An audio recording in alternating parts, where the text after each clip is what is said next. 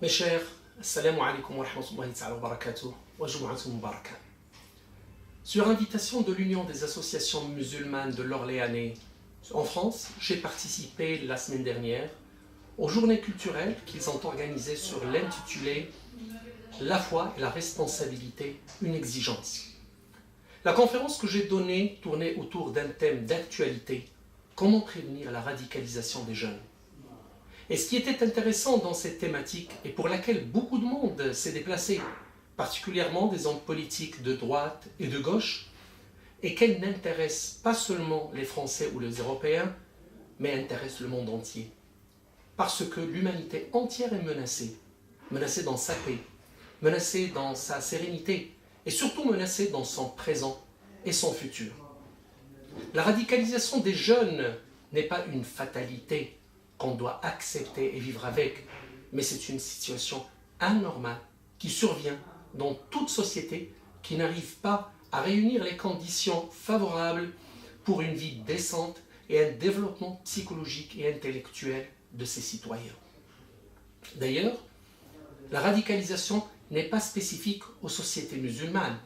On a vu dans le passé récent beaucoup de phénomènes de radicalisation dans les sociétés occidentales, que ce soit les brigades rouges ou Action Directe ou d'autres, et qui ont perpétré des crimes odieux au nom d'un pseudo-idéal qu'ils défendaient.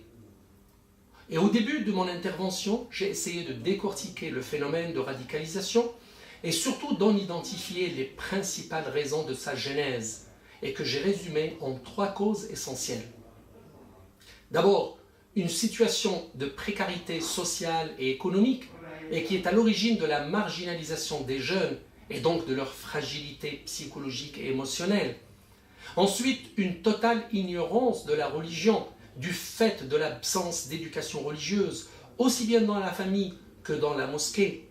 Et enfin, un sentiment d'injustice de la part de ces jeunes vis-à-vis des sociétés et des peuples musulmans, de la part d'autres nations, comme ce qui se passe en Palestine depuis presque 70 ans, sans que la communauté mondiale n'intervienne, et particulièrement les Nations Unies et les 5 pays membres permanents du Conseil de sécurité, qui ne bougent pas le petit doigt pour changer quelque chose.